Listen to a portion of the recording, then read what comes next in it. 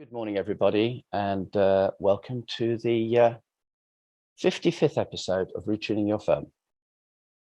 We've got three themes today. We're looking at new technologies, we're looking at employee engagement, and we're looking at executive search. And three amazing guests. So welcome, please, our three guests. First of all, we have Devyani Vaishampayan. She is the managing partner of HRTech Partnership.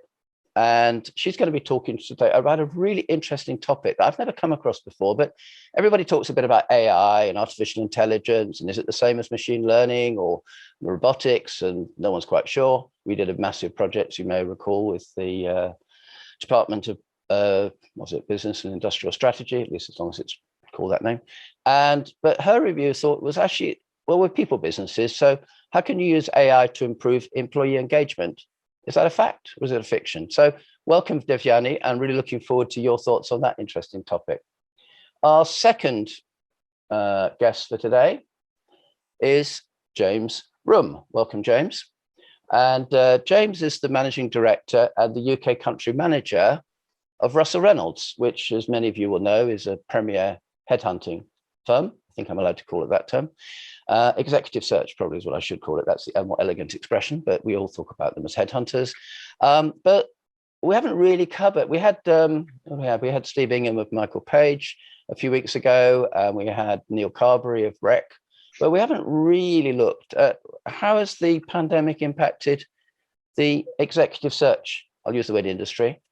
And what might happen in the aftermath? In other words, will it be business as usual once we sort of go back to this, I'll use the word post-COVID world, whether we call it new normal? I think a lot of people have problems with that terminology.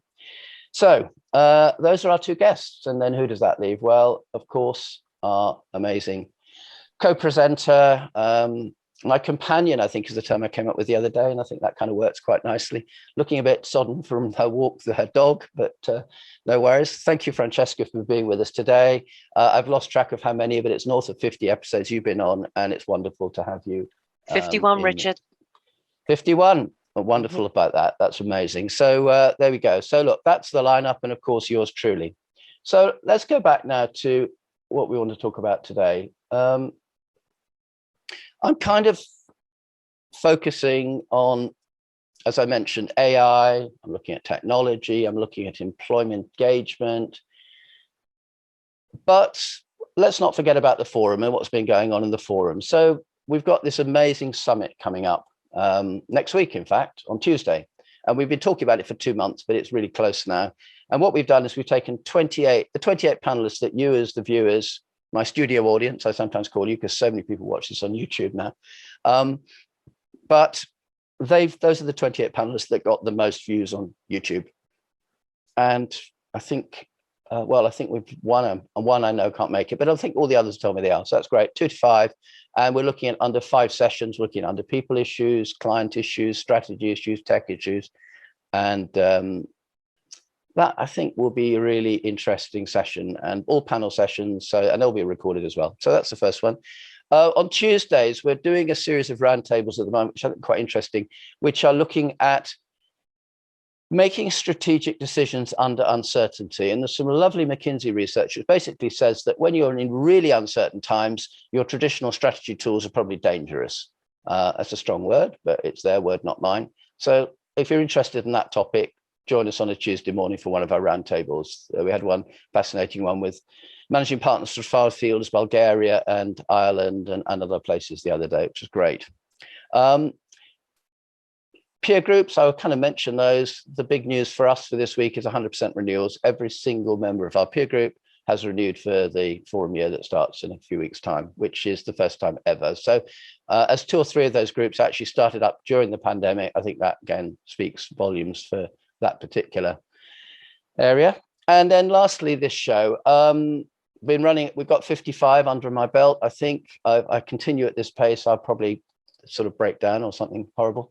So what we're going to do is we're going to run it weekly until the 9th of July, take a break until the 17th of September, and then we'll be running it fortnightly through till the end of the year, and then hopefully, if all being well, fortnightly into next year. I want to keep it going, but I think to try and do it every week, particularly the poll, this gets really tiring, I tell you. So not to worry about that. So anyway, that's a little bit about me and what we're up to. What I would like to just remind you is that UK government tells us that your poll results are incredibly valuable in our analysis during these dynamic times. So I'm going to be basically quickly running through what were the key messages that came up from the last poll we did, which, if you recall, was on 4th of June. I think last week I was just completely, what shall I say? We had the massive awards on the Thursday, and it went brilliantly. But by Friday morning, I was just going to kill myself. So I thought, no, I will just take a break. So first point is that firms are actively recruiting for frontline advisors and struggling to find good candidates. That came through quite strongly.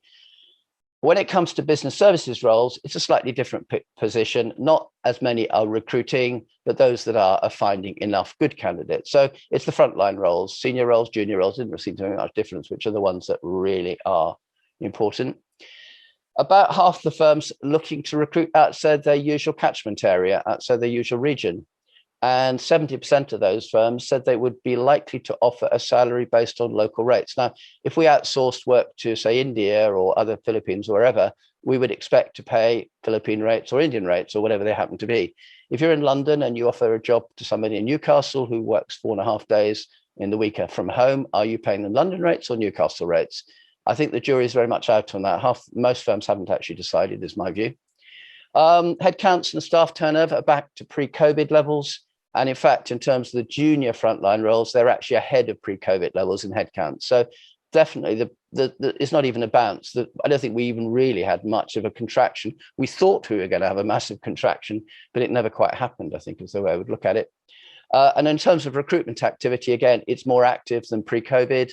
And the main reasons that people are rejecting job offers, because that's often quite a good area to focus on, are salaries, benefits, office location, and work-life balance. Tech wasn't in there, but we maybe will be setting the record straight when it comes to today. So just a couple of graphs. I probably can't read these ones, so forgive, but I'll just quickly describe them. It's just two, but just in terms of the current recruiting experience. And what's quite interesting here is that if you take the blue line are the senior people, you can see that on the far right, you've got actively recruiting and finding no candidates at all. Well, that's not very many folk. But when it then comes to the second one for the right, actively recruiting and struggling to find good candidates, you've got over 50% in blue and 40% in red, which is the junior frontline, but a 7% in in green, but olive, which is the business services. So there's definitely an imbalance there. And then the last one I'll just throw in, again, this is something that I'm sure will be, and I appreciate that James is not running a recruitment agency, but in a way headhunting is a version of that, is to what extent are people using agencies to fill their vacancies. And on the far right, we have all of them at 27%, and on the far left, none of them at 7%. And then it's kind of even Stevens in the middle. So you've got around about a quarter, 40%, and then about 20%, 3/4. So it seems to be kind of, as a group, you're either sort of using them or you're not, but there's if you're going to use them, you use them most of the time. So that's the message I took away from that. So what are we going to do today? Well, let's talk about today's poll. And I thought it would be really interesting to have a little bit of a better understanding of how people are actually using new technologies.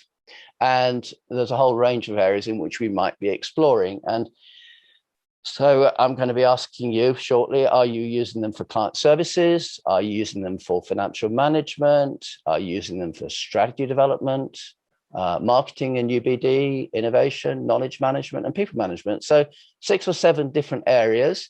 The theme today, if you recall, is employee engagement. So it'd be quite interesting to find, and this is an anonymous poll, I stress.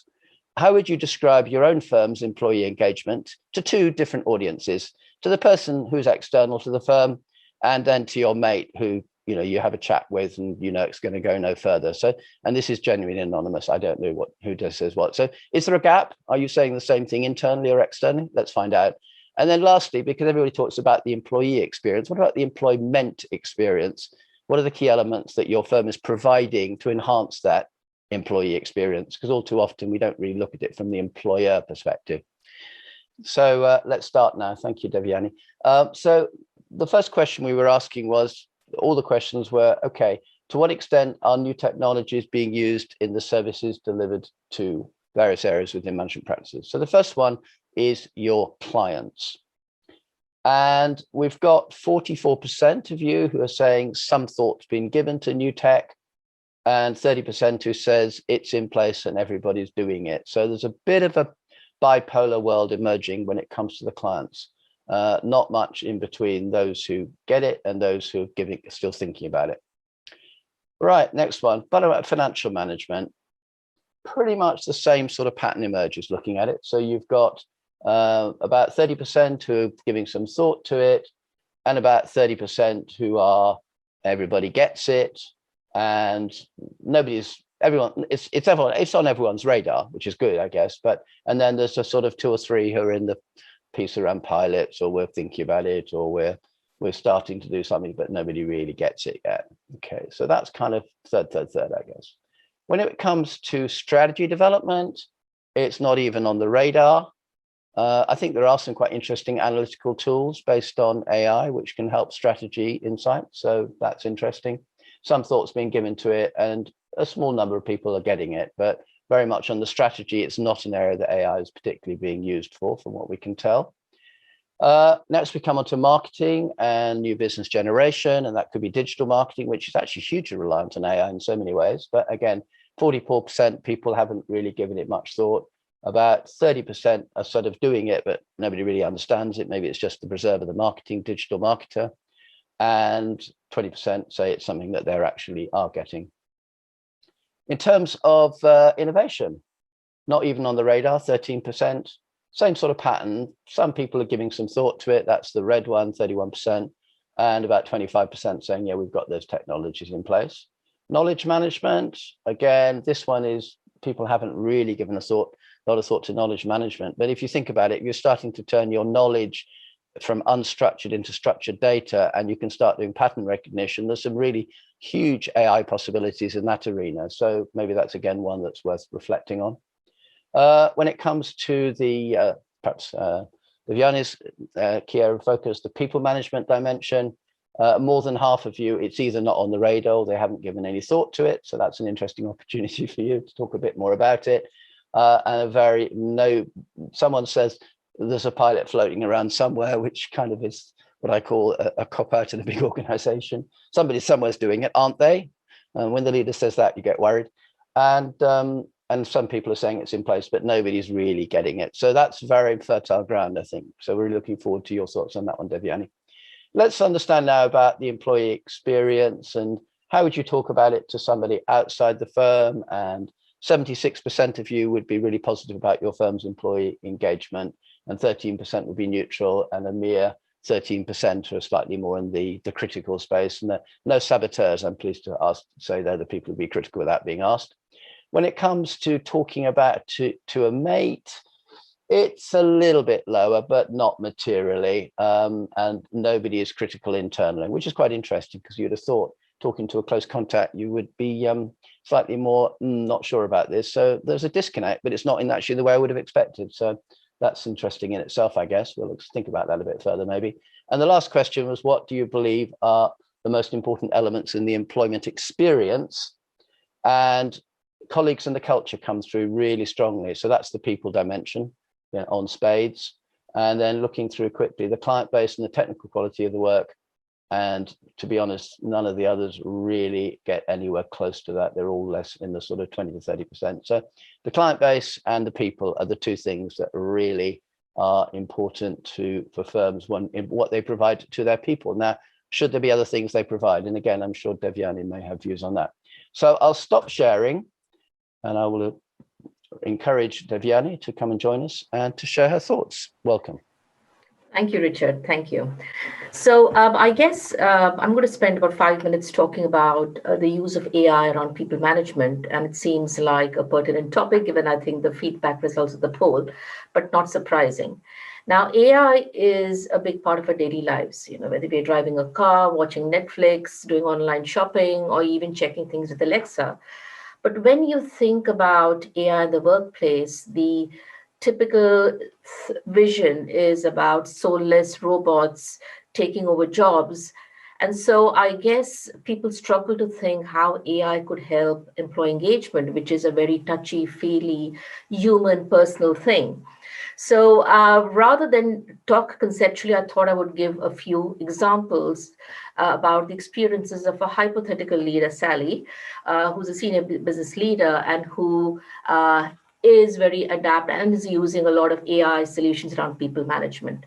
So let's start with Sally wanting to recruit someone who's probably one of your frontline advisors, a difficult role to hire.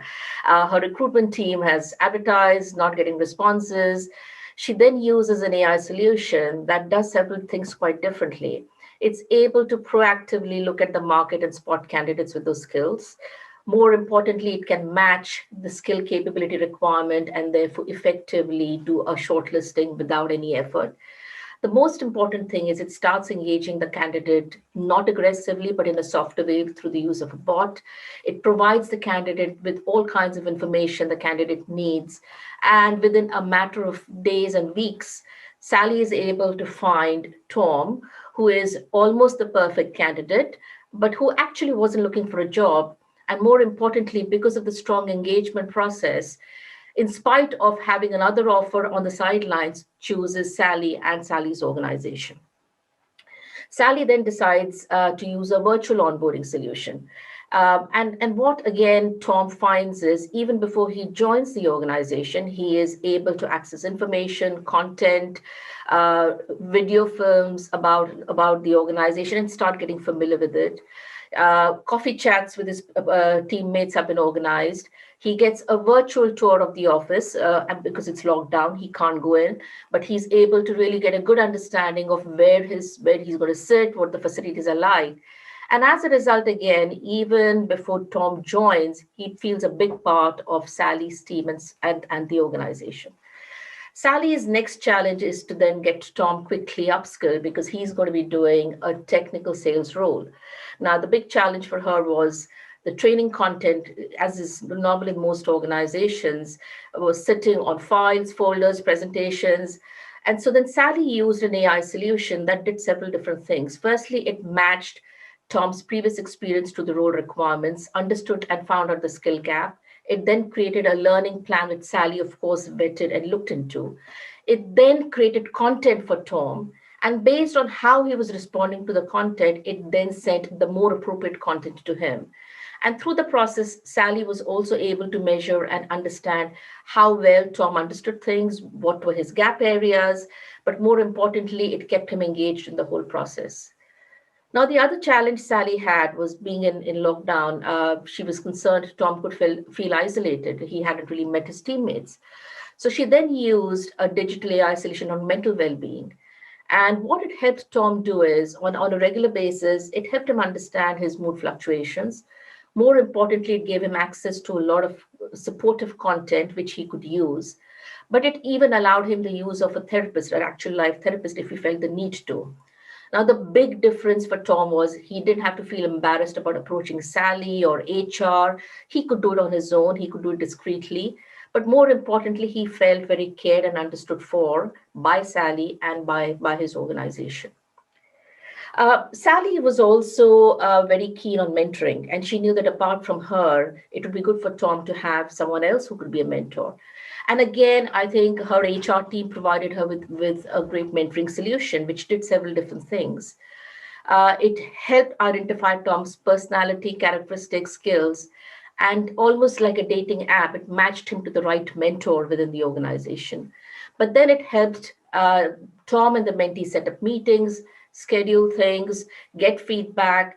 And again, I think Sally could do that in the comfort of knowing that things were happening, Tom was engaged, and more importantly, she could see themes emerging for the team, which helped her understand what kind of support she should be giving to the team. Now, this, as I said, is probably may feel a bit far-fetched to many who haven't even started the journey of using AI, but hopefully, I think it gives you a flavor of the popular misconception that AI is only used for productivity, for hard processes. It can't be used for people management. And the use of this, definitely, we run an innovation hub, which helps business teams and HR teams innovate and pilot an AI solution around people management. And what we find is the greatest level of interest actually is around feedback, mentoring, coaching, which I think managers anyway used to struggle with, but are finding it more challenging given remote working is here to stay. The other big area of interest we are finding is around D&I. I think that's top of the agenda for a lot of firms.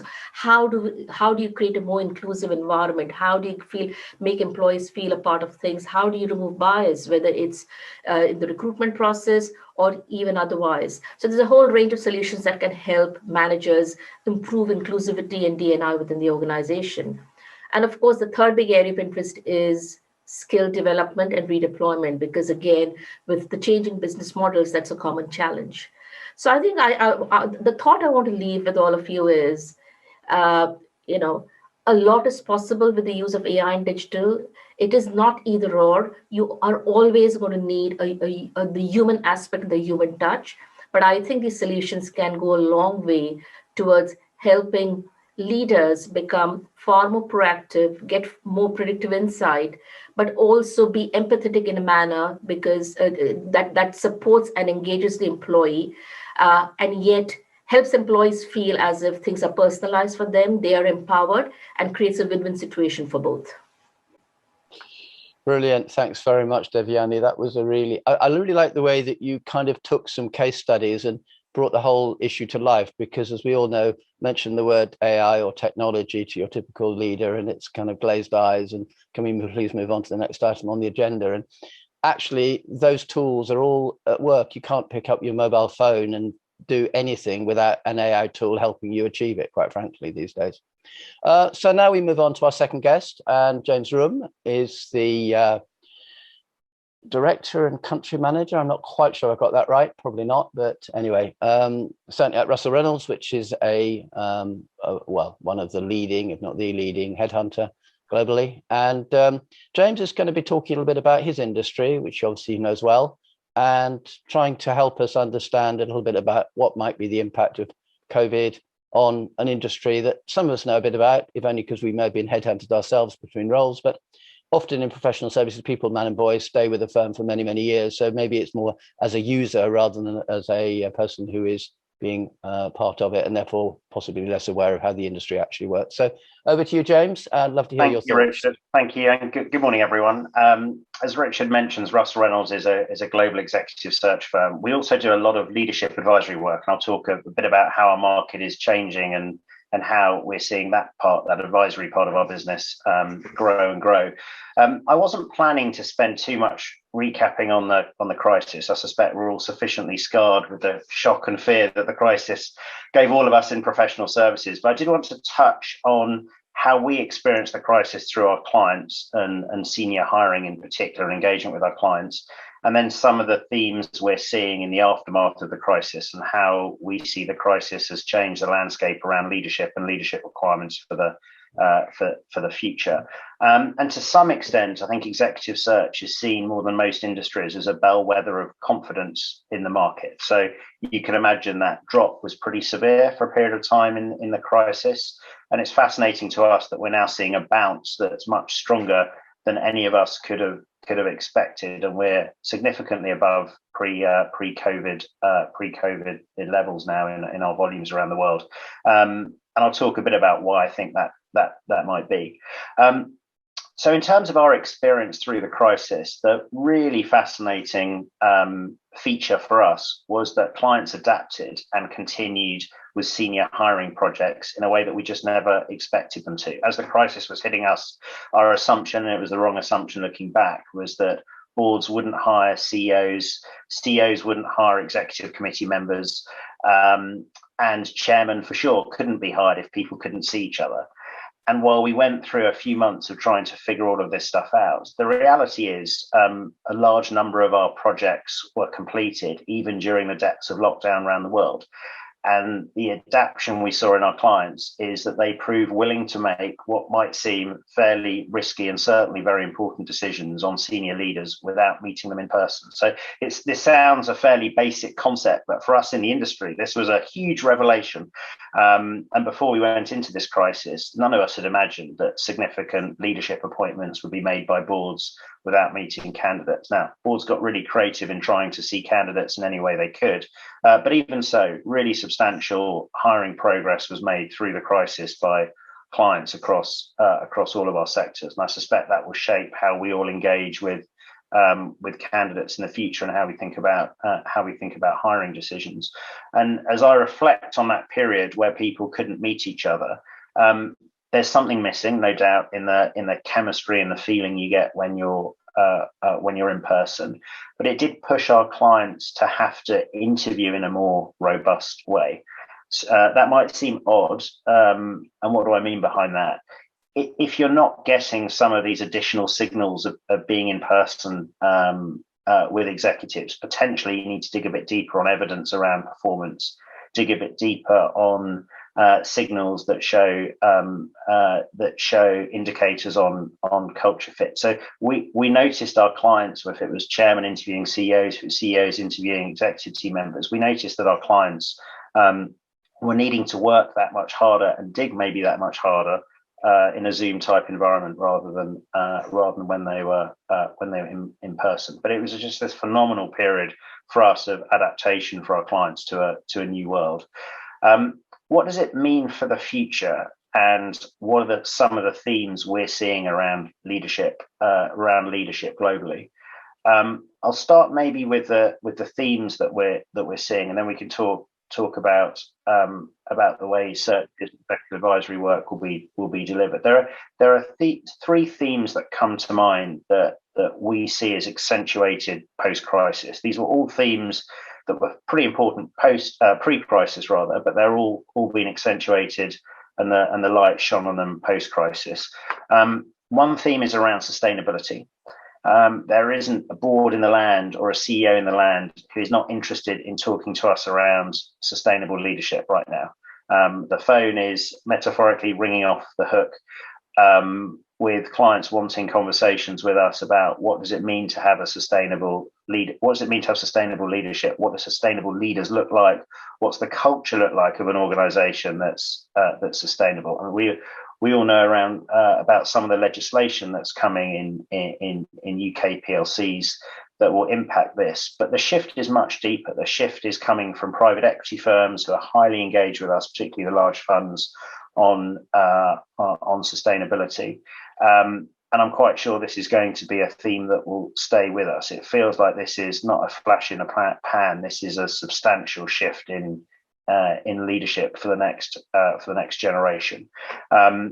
We can all make guesses as to why COVID has exaggerated this as a theme and made it more important, but I think it's an undeniable shift that we're seeing around leadership at the moment.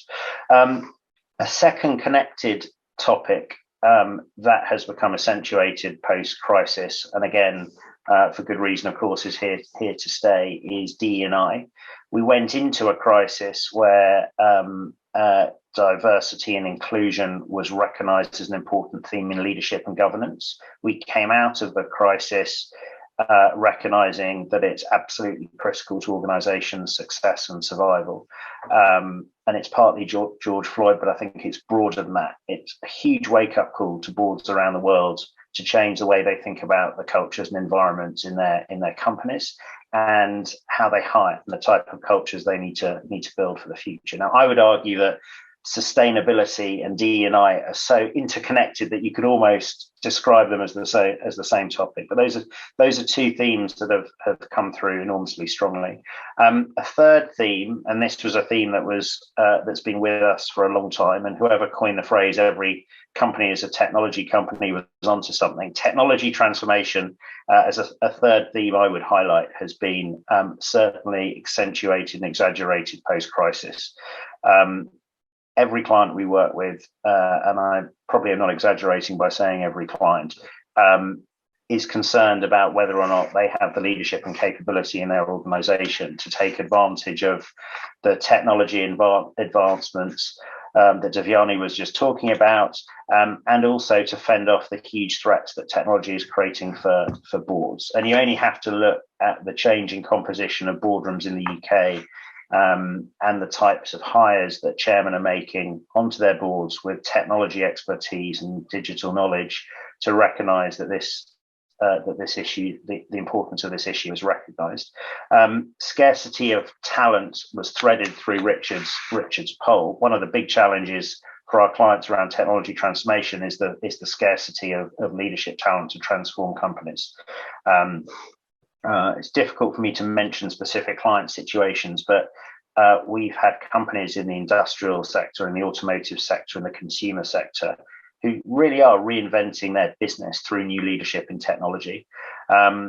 The old world of a CIO fixing the plumbing for the organization and being worried about infrastructure has been turned on its head. And we're starting to see a generation now of CEOs who have grown from being technology leaders, either in their organization or in other organizations, now leading scale companies. And if I was going to predict the future, I would say in 10 years' time, we will probably see some of the technology leaders who have disrupted positively organizations and driven some of this change in the way organizations use data and digital and change consumer experiences. I think we'll see some of those leaders be the CEOs of the future across all kinds of industries. So for us, sustainability, DE&I, and technology transformation are all themes that have gathered even more pace post-crisis, and I'm totally convinced are here to stay.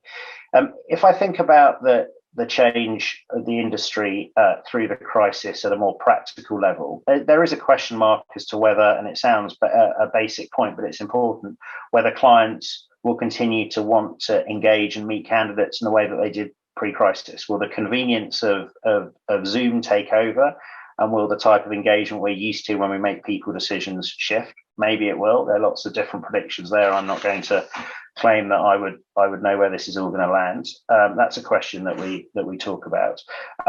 Will location become less important? And it's fun for all of us to read in the press how leaders around the world are thinking about the new hybrid work pattern, and plenty of emotional views all over the place, certainly in our organization, about what might be the right or the wrong approach around that stuff. If we are going into an era where there is less concentration of people in an office environment, or concentration of people in an office environment less regularly, doesn't mean your leaders can be in different places. Certainly, we are seeing a trend towards clients being far more open-minded on where people are based, particularly for roles that are scarce and difficult to hire for. So if you're an automotive company looking for a chief technology officer to transform the way that you're taking your products to your customers, and maybe that chief technology officer that you found the perfect candidates in Singapore and not in Frankfurt, would you consider hiring them? Maybe. Time difference would be difficult, but maybe. Would you consider hiring that leader in London, even if you're a Munich headquartered car manufacturer? Maybe. That's a change. It tends to, the flexibility around hiring locations tends to be in these hotspots where talent is scarce. Security officers is another one. Richard. I just wanted to say that I thought that was a really great summary. So thanks very much for that. I'd like to politely telling me I'm out of time as well, Richard. Something like that. I'd like to now ask Francesca to come and have her thoughts on what we've been hearing today. Over to you. Oh, they were two fantastic presentations there. So thank you both of you for those. I've got a couple of questions, and also I'd like to comment on a few things too. Definitely on the AI side of things, it's just fascinating to listen to those case studies and to see how things are moving, but also that differential between true AI and just tech. Love to hear some more about that. And I think the actual AI piece has been quite hard for professional service firms who've really just been looking at robotics or more simple end stuff. So just great to understand how perhaps you might see professional services moving into true AI, and whether that's many years down the track or whether you're really beginning to see that come through. So really interesting area. And then James, yes, oh my goodness me, when you rattled off sustainability, D&I, and every company is a tech company, I was going, yeah, all of those. Because I know when we've been looking to recruit some great new leaders. All of those issues have been right at the top of the agenda. But fascinatingly, people looking to join organizations expect a professional service firm to be really interested in those. And if they're not raised as a topic, if they're not discussed, you can begin to see why people are going, not sure that's the organization for me. We expect you to be doing those. So just a couple of reflections on those three topics. Sustainability does make me laugh now, because things do go in, become really hot topics, and everyone's learned how to spell ESG and got very excited about it. But it's huge, and it clearly must be here to stay. And sustainability as an organization has to come before you can offer sustainability as a service. And again, I think for a lot of professional service firms, it's getting your own house in order to be able to offer those services. But it's also an amazing growth area. I was looking at one of the press releases from a very large accounting firm this week, where they were just saying how many people they were looking to recruit in that area alone. More people, I suspect, that are actually in the accounting profession who know how to do that stuff. So really interesting, because it ramps up that war for talent again. Are we going to have the right people with the right skills? Where would you want to be looking to retrain and upskill? And I think sustainability raises a lot of questions. The non-financial directive in Europe, I think, is driving an enormous amount of work opportunity in professional service firms too. On D&I, diversity and inclusion, the piece that always strikes me there is that there's some really fantastic ideas and thoughts, and it's lovely to see the energy and passion that goes behind those, and yet the dial is not really shifting. So this is the opportunity for companies and firms to really actually live it and breathe it and make it come alive, because there's a lot of initiatives, there's a lot of ideas. There's some great people on these calls talking about how you really execute on it. And it's not easy because it's behavioral change, but fantastic to see it so strong on the agenda and expectation. But actually, the dial is shifting so slowly. How do we really make that come alive? Complex area warranting lots of thought. And digital transformation, which ties beautifully back into Devyani's piece, is that everybody really is a tech company or a tech firm. And I think one of the pieces that's been quite fascinating in the news in the last week, 2 weeks, is the number of cyber attacks that are taking place. And that means that not only you're a tech firm, but you are susceptible to tech attacks. Clearly, a lot of people are attacking firms because in deep pockets, they'll be willing to pay ransomware attacks or looking to get the data, which they might be able to use. But suddenly that whole cybersecurity for firms personally, but also again in terms of services that people sell, has become such an enormous area. You may be aware there's been a lot of cyber hits over in Asia over the last week, lots of that in the news, and sadly that probably won't go away either. So those are the things that struck me, Richard.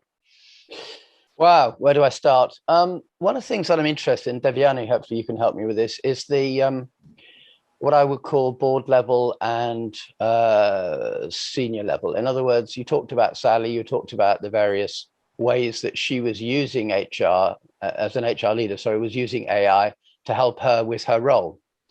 And that's a bit like saying our phones won't work without AI, and it's a fact. But we don't need to understand how the box works in order to pick up a mobile phone. Equally, to what extent does the leader need to know what Sally is doing in order to feel comfortable that when they talk to the candidate as part of a process, for example, that they can reassure them that, yes, this firm is switched on and AI focused and tech driven and all those other good adjectives, sorry. So where does that balance fit, do you think, Devyani, between the sort of local and then the lead for the leader to know? Yeah, so I think the great thing about AI, so firstly, AI is different from regular tech. And I'm just also going back to what Francesca was saying. I think the key difference is, I mean, you can call it intelligence, you can call it, insights.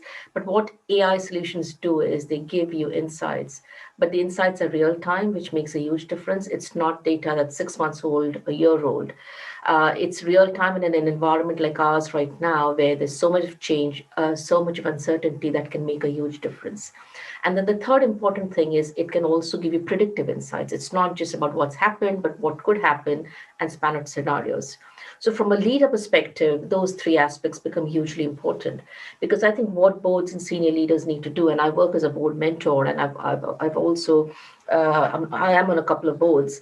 I think you're not interested in the nitty-gritty. You're interested in regular insights that reflect what's actually happening on the ground, but which also helps you understand underlying issues.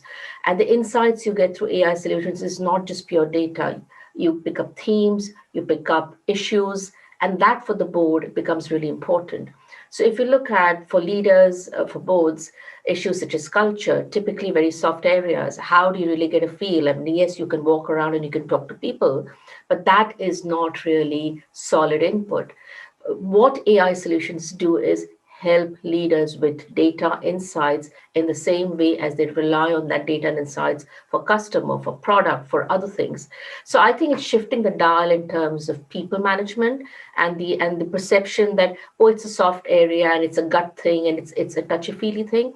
I think what AI solutions do is help board and leaders get far more actual proper data and insights, which can help them therefore be more strategic, be more proactive, but also understand with limited budgets, where should the spend happen. Thanks. And James, again, you do a huge amount of interaction with boards. And if I kind of think about the stereotype of boards, a lot of times they're very good at the analysis, they're very good at the checklist. But as Andrew Kakabadze, who's on our board, says, they may not be very good at helping that leader, CEO, actually take the business in the right place.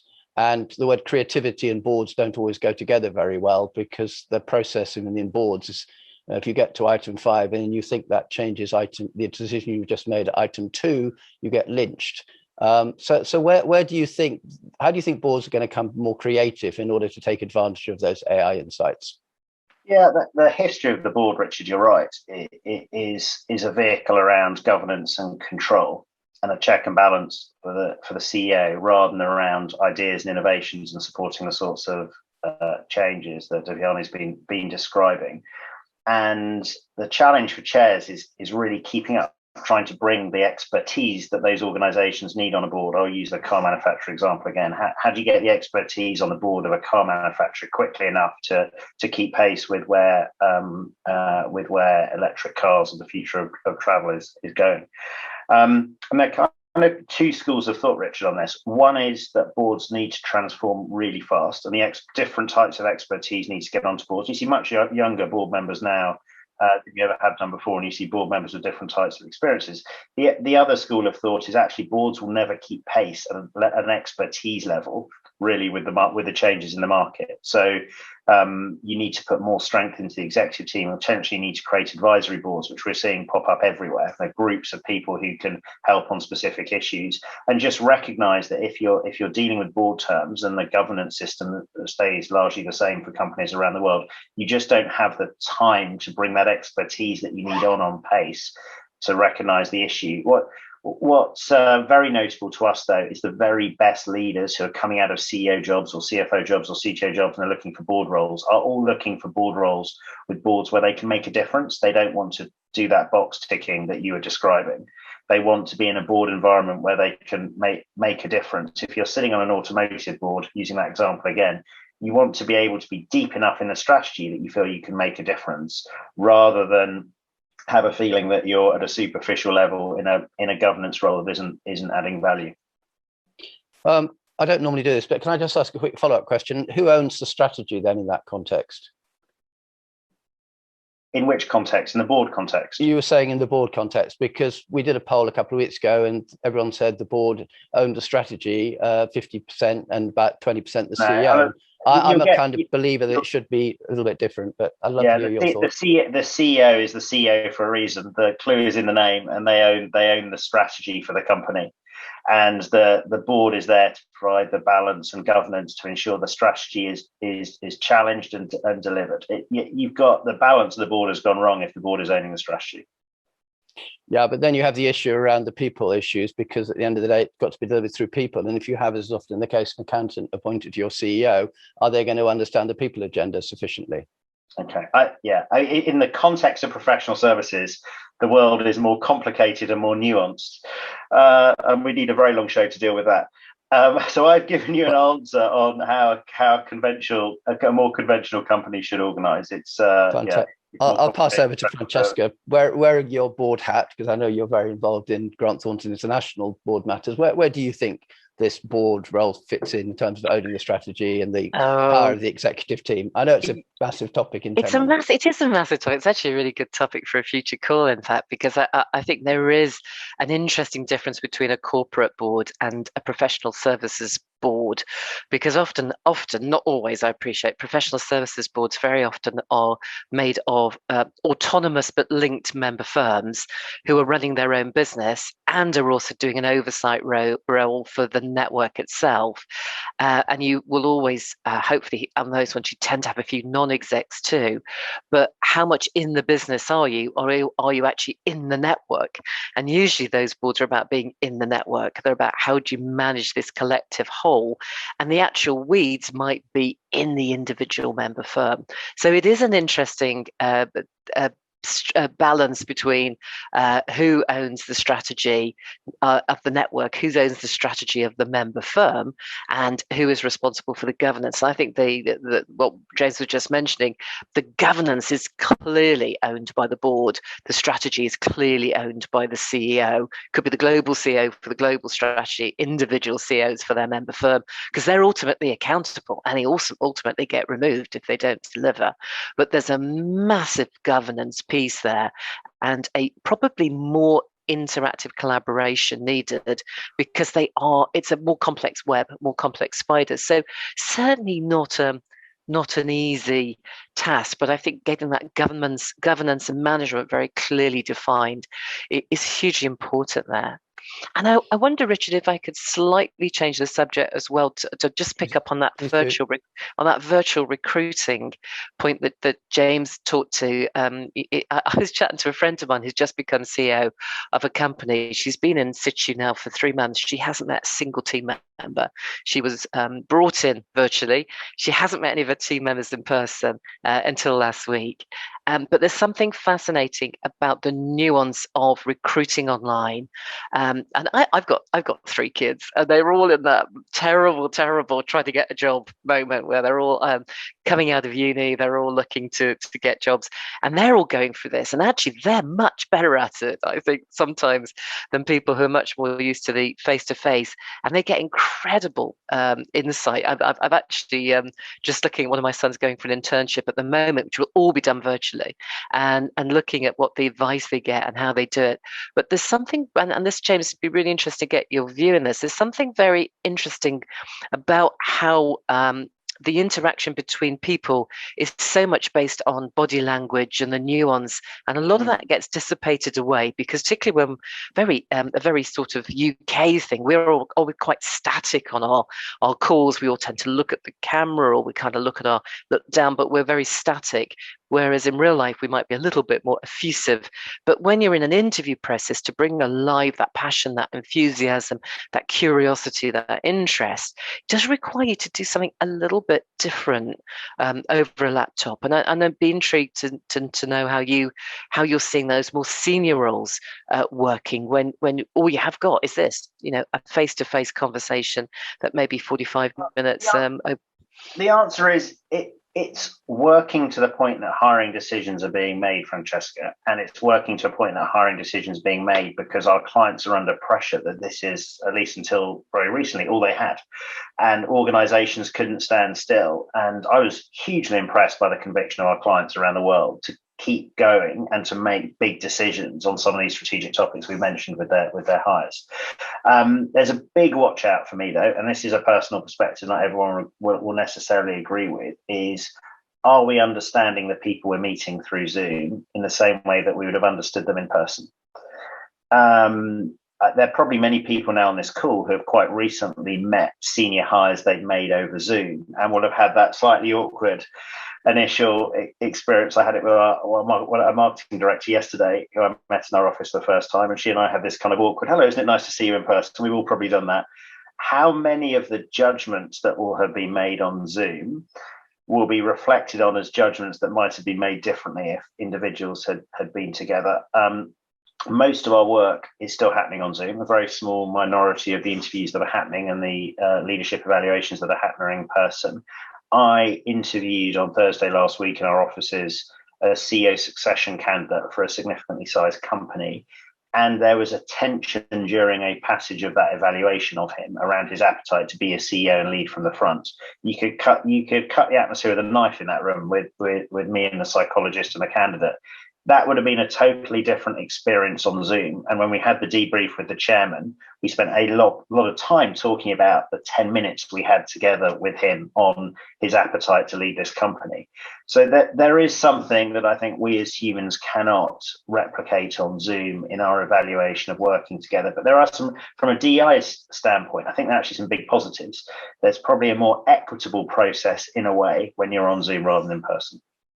Fantastic. Well, Devyani, I'm just going to leave you the last word because I think, unfortunately, we're just coming up to that magic minute. But the one I'm really interested in is we talked a lot about people who understand AI, probably few and far between, and they are now possibly coming on boards. But are they going to be interested in all the topics that a board needs to be focused on? Or are you finding it best that they remain specialists and then support leaders in their roles? No, so I think James referred to the fact, I think today everybody needs to understand technology. Every leader needs to understand technology. And no longer is it the CIO, the technical person. So you cannot have this as a specialism. There is some element of technology every business leader needs to understand, own, drive. And I'm a great example. I was a group HR director. I'm now doing something, but I feel passionate that HR and people management need to understand AI and bring it closer to the table. So yes, it's not either or. I think this is something that every aspiring leader or every business leader has to get far more familiar with. Well, on that happy note, switch to gallery mode so we can all say bye-bye. Do join us on Tuesday for the summit if you can. It's free and it's going to be fun. And if otherwise, I hope the weather gets better again so that we can all enjoy the summer. So over to you. Thank you, James, for your insightful and amazing Suffolk farmhouse. I think that was, or Surrey was it? Anyway. And thank you, Devyani, for telling us how important it is to have quite how much we're reliant on AI and therefore how much we can use AI in order to help ourselves. And I think the polls showed the extent to which firms haven't quite got that on board. So thank you for helping us there. And Francesca, as always, thank you for your kind words and insights. And I wish I could come up with quite so many key topics in such a short time. I'm always impressed by that. So thank you again. So thank you to one and all. Have a lovely day, everybody. Bye for now. Thanks, Richard.